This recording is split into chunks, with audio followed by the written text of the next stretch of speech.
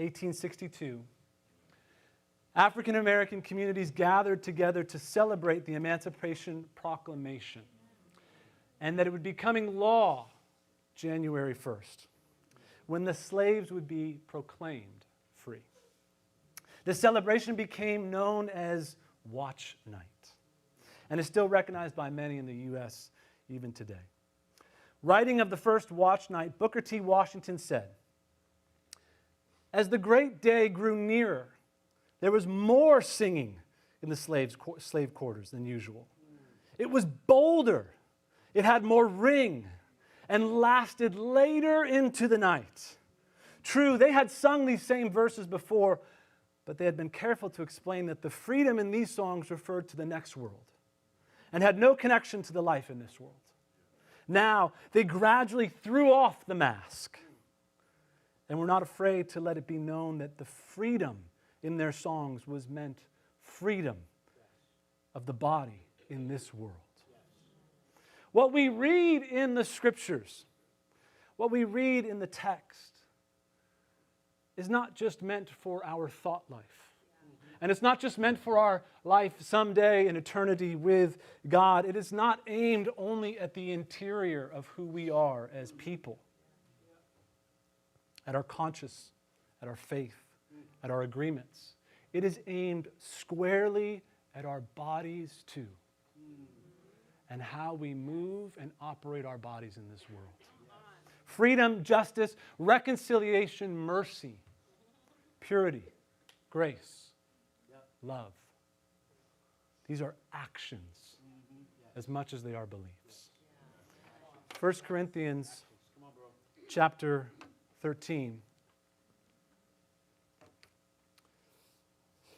Paul says, "If I speak in the tongues of men or of angels, but I do not have love, I'm only a resounding gong or a clanging cymbal. If I have the gift of prophecy and can fathom all mysteries and all knowledge, and if I have the faith that can move mountains, but I do not have love, I am nothing.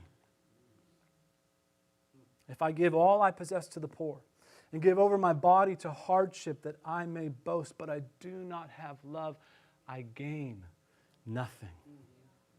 Love in the biblical language isn't isolated to a feeling, though it is explained that way at times. And it isn't isolated to an idea, a set of beliefs about something or someone that equates to loving them. Instead, love is embodied. It takes on flesh. It requires contact. Sin in the first century could be understood as exclusion. Those who were sinners were excluded from contact with God, excluded from contact with God's people, excluded from the places of worship. Something that separates you from God. Jesus would summarize all of the Bible into two statements: love God and love your neighbor as yourself. In flesh, in hunger, in need, in expression, in sacrifice, through justice and mercy, a tension that only He drew the right balance of. But in practice. Not just in some inner agreement you privately hold, but in practice, in action. If sin was understood as exclusion, grace and mercy were understood as inclusion. Being in solidarity with, honoring, and loving those seen as impure or sinners. These would be the people that Jesus would love through contact, not just an idea. In Matthew 8, a man with leprosy is with Jesus. And he comes to him and he says, "Lord, if you're willing, make me clean." And Jesus reached out his hand and touched the man. And before he healed him, he touched him. Jesus faithfully transgresses these social boundaries in his day in order to love others. Last night, we had our celebration here for New Year's Eve, and it was great. It was awesome. Thank you, baby. I actually brought one. You never know. But it was so cool moving among the fellowship last night and kind of being in connection with different people and watching as guests and friends and strangers came into the room. And those who maybe socially, even in our context here today, would be considered outsiders, those who would be excluded from the places like church or Christians. And watching you as you embraced. And you welcomed in and you offered food. This is the love that Jesus came to bring. We're starting this series, Love Where You Live. And we're talking about home, where you are located, loving from your home. We're going to talk about that today. We're going to talk about loving in your neighborhood, those you are in proximity to. We're going to talk about loving in the garden, the places that you cultivate for God. And loving in the city that you belong to. This is the idea of love where you live that we're going to talk about this month. Do you love where you live? Jesus did, and he can teach us how if we're willing to apprentice under him. And that's what this is all about. We believe in this community that if we learn from Jesus how to love well, both God and others, then we can be representatives collectively for Jesus to the world. We can witness to the kingdom that has come and someday will come. Are you with me? But we have to learn from Jesus and his first century followers. And from those among us. I heard this great story this week. Many of you know the storm that happened in Buffalo, New York, right? Very, very sad. Oh, I think it's upwards of 30, almost 40 people that they've counted as casualties to that storm. But I heard this great story of a woman named Shakira Autry, who's a mother of 3, and who on Christmas Eve is there with her family in the warmth of her home and hears someone shouting, "Help!" out in the streets in the storm.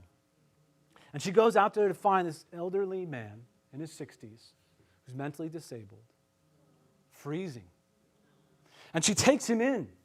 And she said that the little tote bag that he was holding on to, his hands were frozen to it. And there's icicles around his hands. She had to blow dry them off.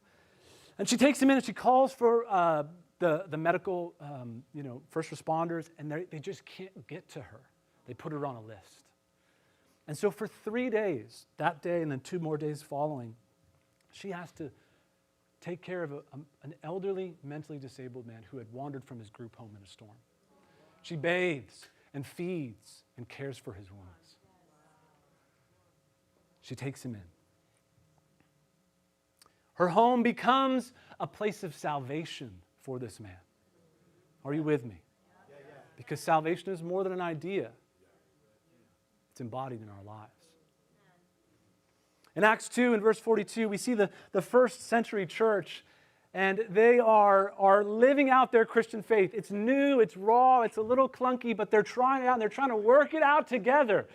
And we find them doing, what are they doing? They are eating together. Let's read together. Acts chapter 2, verse 42. It says, they devoted themselves to the apostles' teachings, to the fellowship, to the breaking of bread, and to prayer. Everyone was filled with awe at the many wonders and signs performed by the apostles. All the believers were together and had everything in common. They sold property and possessions to give to anyone who had need. Every day they continued to meet together in their temple courts. They broke bread in their homes. They ate together with glad and sincere hearts, praising God and enjoying the favor of all the people. And the Lord added to their number daily those who were being saved. You know, prayer wasn't actually something that was considered a radical practice in their day. In the ancient world, everybody prayed. Everybody prayed. Prayed often. Prayed throughout the day. Their days were marked by prayer all the time. But the Christians were known for something very radical. And actually, reading and discussing sacred text wasn't one of those radical practices. Many people worshiped and studied and discussed sacred texts. And believe it or not, miracles, though they were wonderful, were not unique to the ancient world. The ancient world was filled with magic. People understood and believed in miracles. However, one of the most countercultural practices of the early Christian faith, one of the most radical things that they did together was to have a meal. To come together from different nationalities and ethnicities and languages and religious backgrounds and political backgrounds, and to sit together at a table and break bread. This just didn't happen. Are you with me right there? But this was one of the central practices of the Christian faith. In fact, it was something that any good apprentice of Jesus had witnessed him do dozens of times. This is why when they start the church, they go, well, we should start eating together, I guess. He's eating with tax collectors and Samaritans and Pharisees, the poor and the physically disabled, the religious crowds and the outcasts. In the Gospel of Luke, Jesus literally describes missing out on the kingdom of heaven as missing a dinner invitation. One of his last acts with the disciples before he was crucified was eating a meal together and celebrating this new covenant that had come.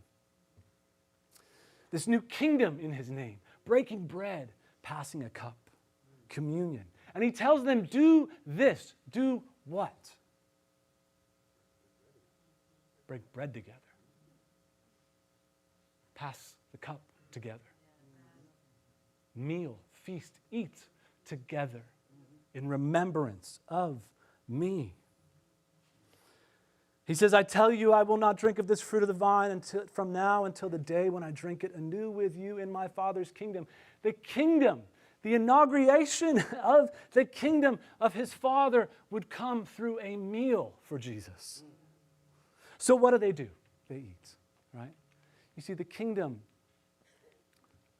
of God, the mission of God, it takes place over a meal. And your home, Christian, follower of Jesus, is a place of ministry in his kingdom. Do you love from where you live? Wednesday night we had Charlie over for dinner. Thursday night we got to have dinner with the Smiths over to our house. It's fantastic. We had to set up 2 tables because there were so many of us. The kids were kind of like going into the living room a little bit, and it was great. And I would say we've probably had about 12, in the last 2 months, we've probably had about 12 or 15 different times of people coming over, just, personal times. We've had holidays and birthdays and that kind of stuff, but just more personal, intimate times together, probably about 12 or 15 times the last 2 months. And we've been able to go to many of your homes as well, and you've hosted us as well. And it's been fantastic. When we went to the Maroney's, Dan made my kids work for dinner, though. He had them all he had them all go harvest carrots before they could come in and eat. But hey, the worker is worth his wages, right? And so they went in to go and to eat there. But it's been great. What happens in these times together? We get to know each other. We have this practice. If you've been to my house, you've more than likely had this happen to you, where our kids take turns asking whoever our dinner guest is questions. And they can ask the group or they can ask the one person. And some of you have sat there by yourself and tried to answer what your favorite movie is or what your favorite dinosaur is or whatever.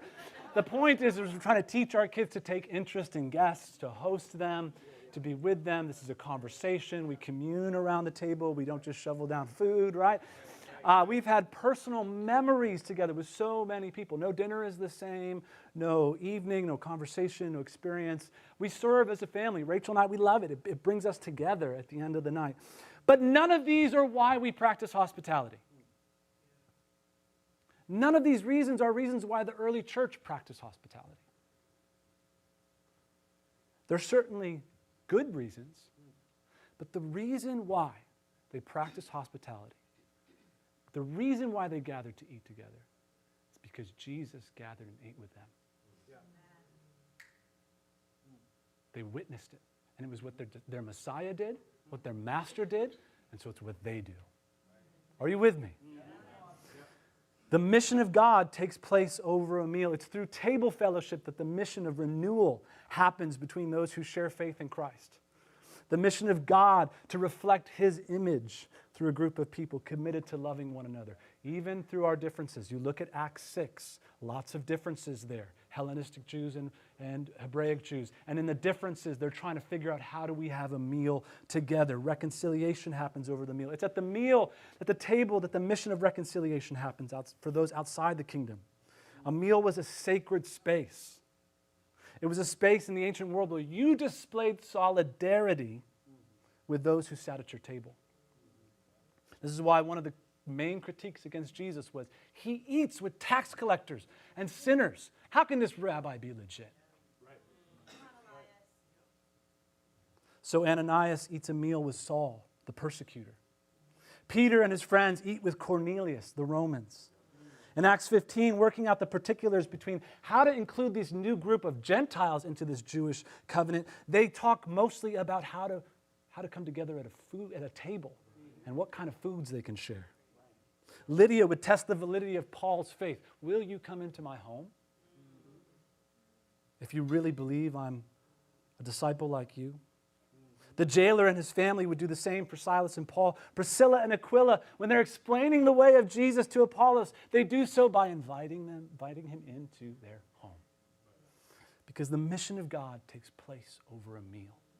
And your home is the place of ministry in the kingdom of God. Can I nerd out on you for just a couple minutes? I promise it'll be a quick one, I hope. We live in what is referred to by theologians as the post-Christian era. Have you ever heard that before? Post-Christian era? Okay, so I'm going to break this down for you. Pre-Christian, right, is everything that happened before Christ, essentially. But in this world, everything's spiritual in the pre-Christian world. There's no disconnect between the spiritual and the physical. Rocks are spiritual, trees are spiritual, your body is spiritual, everything is spiritual in the pre-Christian world. And humanity is predominantly collectivist. They get their identity not from within themselves, but from outside, the group that they belong to. Are you tracking so far? Yep. So marriage, work, survival, they all come through relationships of who you live with in the village that you live in. In the Christian era, this is Christ, right? Christian values, culture, and worldview are assumed as the norm.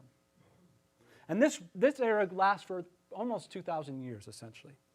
In our country, in this era, institutions have found they have their foundations in Christianity. Seminaries like Harvard, Yale, Mount Holyoke, Boston College, they start as Christian institutions.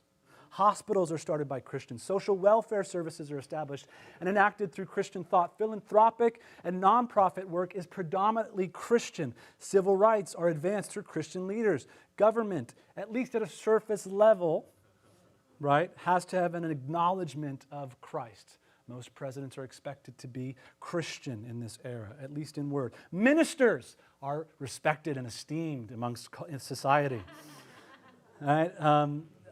I love when I'm talking to somebody who doesn't know I'm a minister, and we're just talking, and then they say, well, what are you doing? I'm a minister. And you kind of see it in their face like, oh, no.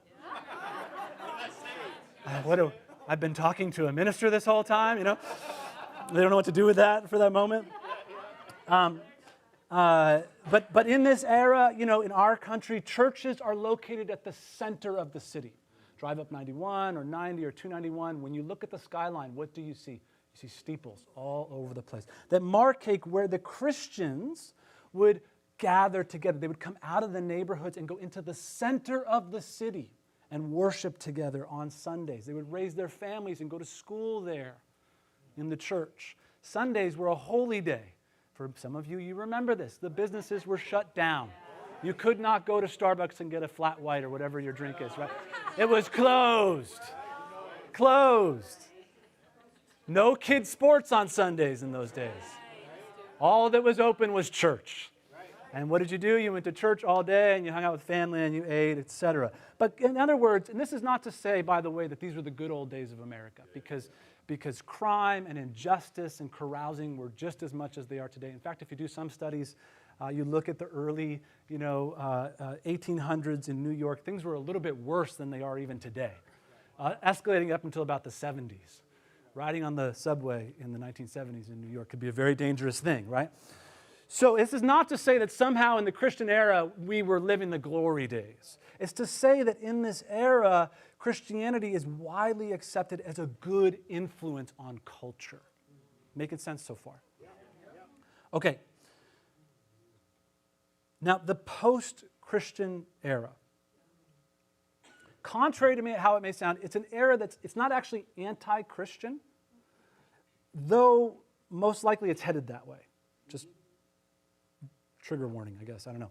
In the era in which this is happening, Christian ideals are kind of being re-examined and deconstructed and reestablished. For example, words like freedom and equity and justice and inclusion, these are biblical principles. These are biblical principles with biblical language.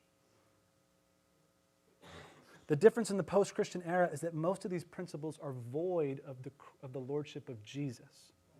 And they're actually rejecting the reality of God altogether. In other words, as Mark Sayers says, it's an era where people want the kingdom without the king. People are trying to enact biblical ethics and ideas through worldly powers to establish their own utopian society that will someday be just, void of Christian influence. Have you experienced any of that? Have you sensed any of that, right? So it's a pushing away from the way of Jesus and towards what is referred to as the myth of progress. That we will invent, we will develop, we will empower a better future through right technique, through higher efficiency, through human effort in technology, academia, and government. And we will establish this righteous kingdom on earth through right policies and right education. This happens in a space void of the church or faith. An example of this era in the Christian, in this time, is the Christian sexual ethic. The post-Christian era looks at the Christian sexual ethic as archaic. Archaic and outdated at best, oppressive at worst. So the idea that if we just give more freedom to sexual expression, provide more inclusion of sexual identity and practices, and ensure more equity of opportunity, then that will ensure a just society. Are you tracking me right there? So it's Christian ideas and language, or Christian ideals and language, that have been appropriated by the powers of the world that reject the authority of Christ. This is the post-Christian era. Now, I promise the nerding out is almost done. You guys are doing great. In the midst of the Christian era comes the fall of Constantinople, the Protestant Reformation, the Enlightenment, amongst other things, which brings what is known as the modern era, somewhere in 15th, 16th century, okay? Along with it, a lot of good things. Medical, man, we start doing things like medical practices that keep a lot of us alive. Amen, right? Like political, industrial, educational advancements, some major developments that come with this era. But there's also this embracing of private rights in this era. There's a development of individual autonomy in our identity. Enlightenment thinkers are really concerned not with our bodies, but with what we think and how we think. That identifies us. Specifically, we begin to identify humans in this way of our thought life. Our person becomes more of an interior person, less physical and embodied. It's referred to as a brain on sticks, right? The body doesn't really matter. We're just the superhuman in here, or supercomputer in here. That's who you are. Religion is beginning to be seen in this era as kind of a fantasy more widely. Science, the study of material, is reality. And it begins to take precedent in how we explain our lives. So humans in this era are autonomous thinking creatures. Our truest selves are private. It's within you. And anything that's real is provable through the scientific method. Again, I'm taking huge leaps and generalities here, but this begins to affect the church and how Christians view themselves. You can trace the Reformation back to the hyper-individualism that we have today. Charles Taylor does this. But because of the strength of the Christian era, for the most part, the church survives. However, the postmodern era comes. And, people are a little wobbly on this, but most people say it happened somewhere in the early 20th century.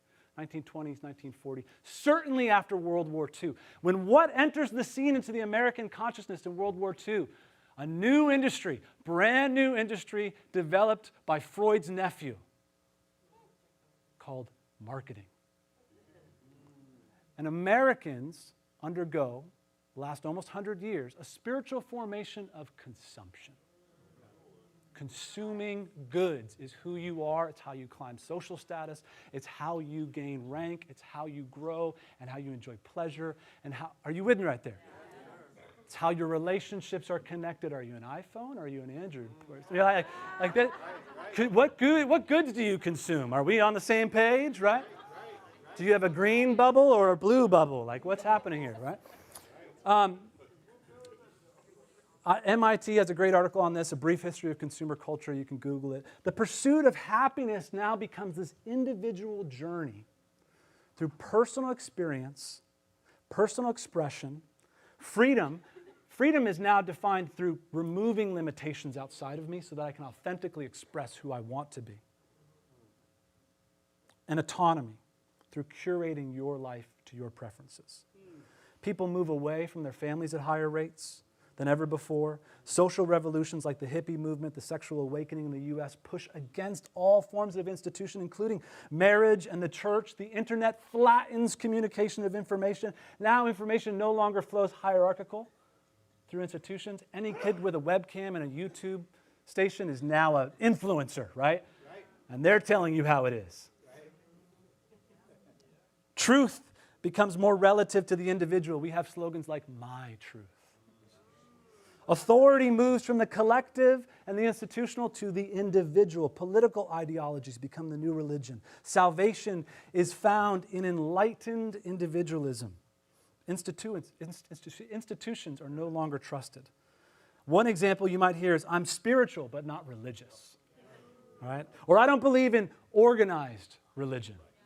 I prefer disorganized religion. Just throw me in the sauce there and let it mix it up, right? I'm like, just come here. We'll figure it out together. We're all a little disorganized, right? Christianity in this era takes a hit because Sunday becomes a supplement to the personal, inner, private relationship that you have with Jesus. Jesus is this way, no longer this way. Are you tracking? And so church is now looked at in this era as what do I get out of it? Does it represent me? Am I being fed? Literally admitting that I'm here to consume. I'm not being fed, so I'm going to go find something else. Right? I've outgrown the church because I'm here to consume. And we move our faith from action to belief, from embodied to agreement, from people to programs, from fellowship at a table to a tablet or a laptop. And love becomes an idea. It grows cold rather than embodied practices in our lives. And this is, why do I say all of this? Because you and I are under the influence of the era and the culture and the context we live in. Read the first century letters. There's no church that isn't being influenced locally by those outside the church, by the culture outside the church, forming them.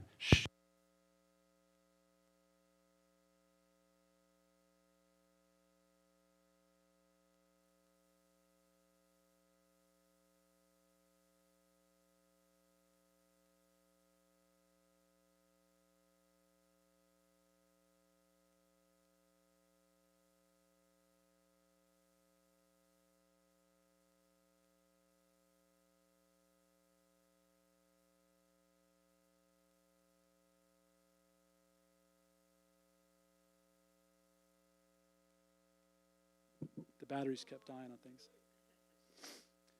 Where we can, in a practice, make contact with others. Not just take in information. A discipline that will help us understand and to stand against the type of spiritual formation that the world is trying to do to us. A way in which the gospel can flourish through love, even in a post-Christian or a postmodern world. Is there a practice? Yes. Hospitality. opening up your home to invite others in to break bread with them.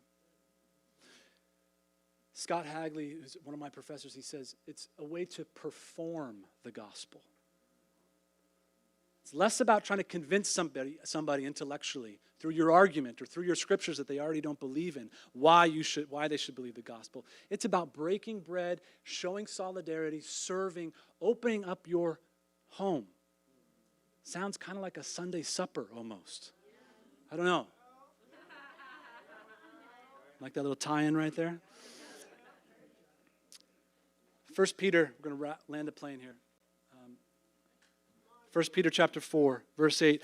Peter says, above all, love each other deeply because love covers over a multitude of sins. A multitude of sins. How do you cover over a multitude of sins? How do you love each other deeply? Offer hospitality. Offer hospitality to one another without grumbling, introverts. I'm an introvert, by the way. I can throw that stone a little bit, right? Without grumbling. Each of you should use whatever gift you have received, your home, your dining table, your coffee table. When Rachel and I were first married, we didn't have a dining room. We had a coffee table. And guests would come over and we'd sit on the floor and eat spaghetti at the coffee table. Whatever gift you have received to serve others as faithful stewards of God's grace in its various forms. How do people witness God's grace? Not through coming here and listening to me preach about it. Through sitting in your home and you breaking bread with them and serving them. You bringing down the dividing walls of race or politics or economics or whatever. Are you with me? Paul succinctly says, share with the Lord's people who are in need. Practice hospitality. You need a memory verse? There it is. I think we can do it. Practice hospitality. Henry Nouwen says this, hospitality means primarily the creation of free space where the stranger can enter and become a friend instead of an enemy. Hospitality is not to change people, but to offer them a space where change can take place. It is not to bring men and women over to our side, but to offer freedom, not disturbed by dividing lines. The mission of God takes place over a meal, and your home is the place of ministry in the kingdom of God. The early church didn't take communion in a little cup like this by themselves with their heads bowed. Do you know why? They took communion around a table. Do you know why? Because the power of the church was that a guest would come in and see all these different types of people sitting down at a table together and see the kingdom and go, this is different. This is radical. Will you set a time? Will you set a time this week to have someone into your home, to love from where you live? It doesn't have to be Instagram worthy. It doesn't have to be something Joanna Gaines would put on her magazine cover, right? It just needs to be a place of love where you bring down the dividing walls socially, where you, like Jesus, make strangers friends and offer connection, where you transgress social lines, where you witness to others that there is a kingdom that is different than the kingdom they live in. The church in the early days didn't come to just sing songs together. They came to experience real life together. In homes, around tables, love that connects. And in the mission of God, this takes place in your home. I look forward to eating and feasting in the kingdom together. God be with you.